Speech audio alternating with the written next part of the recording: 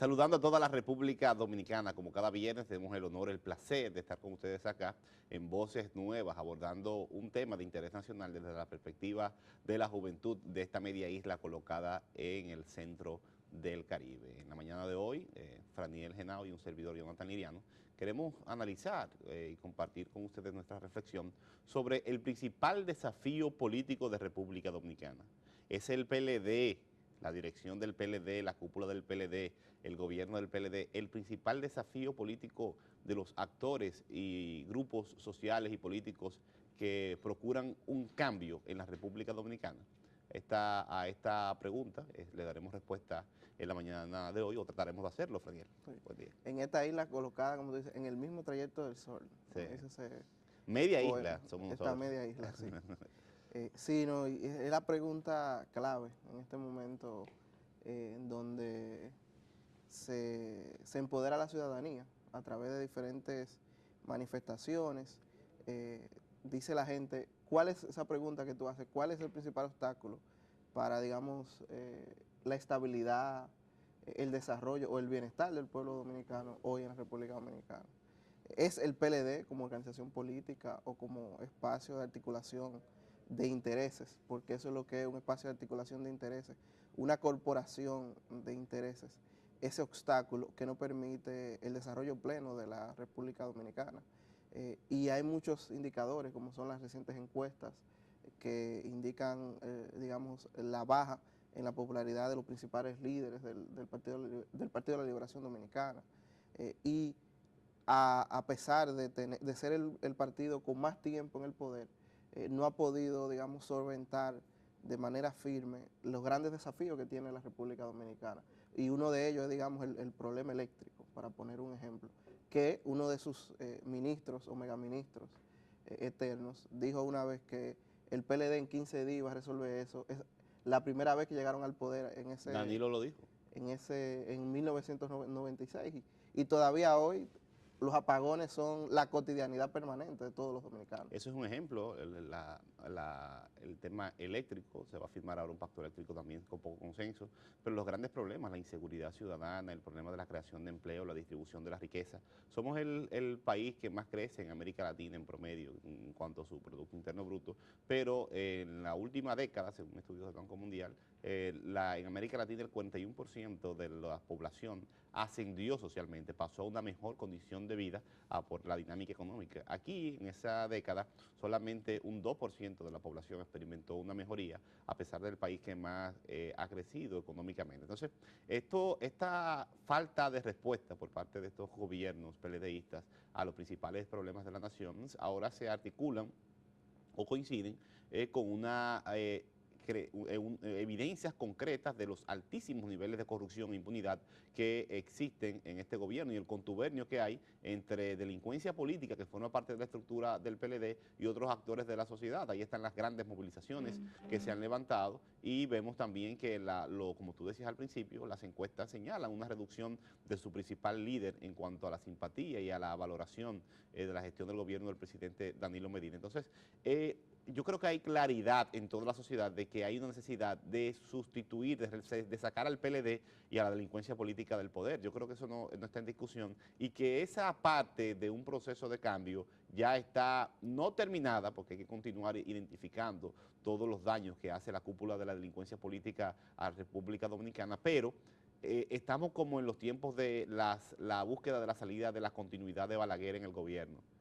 Clarísimos en lo que se impugna, clarísimos en lo que se debe rechazar, pero con una falta como sociedad de una propuesta alternativa, concreta, viable, que sea súper mayoritaria, que tenga la capacidad no solamente de sacar al PLD del poder, sino de unificar a la sociedad por un camino distinto que redunde en beneficios para la inmensa mayoría que están excluidas de la dinámica económica, social y política de la República Dominicana. Sí, no es así, pero a esa yo le sumaría también, antes de hablar, digamos, de esa ausencia de alternativas que se evidencia en los actores políticos que se nombran o se autonombran como de oposición, porque eso es lo único que hacen, autonombrarse, pero su quehacer cotidiano, su práctica cotidiana, deja mucho que desear de quienes se hacen llamar oposición a la República Dominicana. Pero me quería resaltar, Jonathan, que hay un hecho que para el PLD siempre ha sido más resaltado, digamos, que es parte de su mística, y que es, digamos, la modernización y la eficiencia en el Estado Dominicano. Pero todo eso va en contradicción cuando nosotros vemos el estudio reciente que publicó Oxfam en República Dominicana, donde demuestra la duplicidad de funciones que tienen más de 30, 35 instituciones en el Estado Dominicano, como podemos señalar, por ejemplo, la OISOE, que todavía hoy existe a pesar de los escándalos de corrupción que hay, cuando dentro del Ministerio de Obras Públicas y Comunicaciones hay una entidad que no solo tiene la capacidad de ejercer la misma función que la OISOE, sino que tiene hasta el mismo nombre. Esa es la paradoja que vivimos.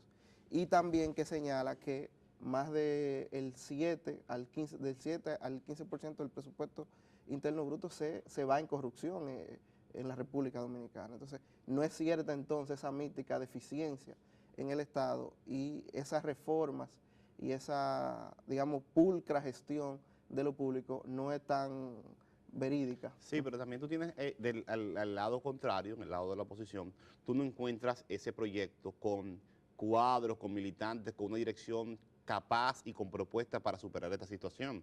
Tú no la tienes, tú tienes a una dirección de partidos políticos mayoritarios y supuestamente alternativos que tienen entre su liderazgo a las mismas personas que han participado de los gobiernos del PLD o de gobiernos que han fracasado también en la transformación de la República Dominicana. Entonces tenemos como un estancamiento. Tú no tienes una propuesta política que sea acorde al siglo XXI. República Dominicana vive en el siglo XX y en la peor etapa del siglo XX. Aquí tenemos problemas serios.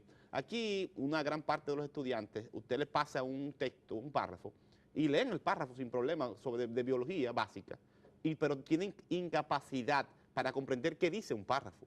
Eso es la peor condición de un sistema educativo, y así vamos sector por sector, estamos en los peores indicadores de América Latina y el mundo, pero no tenemos una alternativa, una propuesta política, no solamente programática, el programa, la propuesta, la visión, sino también de liderazgo.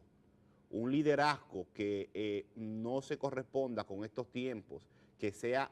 Tenemos aquí un liderazgo casi caudillístico todavía, en el siglo XXI.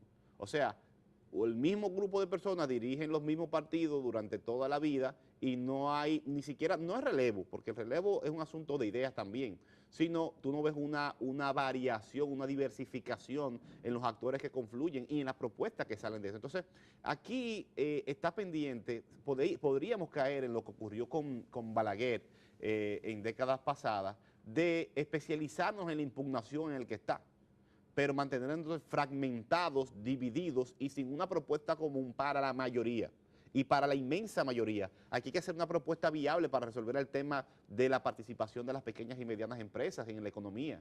Aquí hay que hacer una propuesta viable para ver qué se va a hacer con el sistema tributario, con la creación de valor en los productos, en la agropecuaria.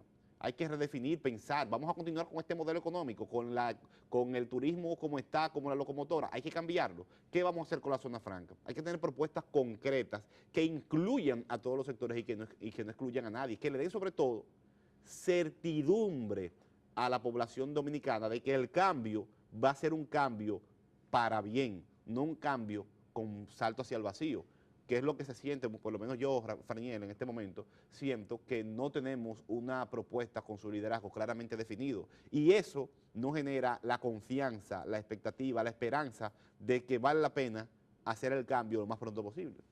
Y eso, frente al PLD, las ausencias, digamos, de la oposición son muchas.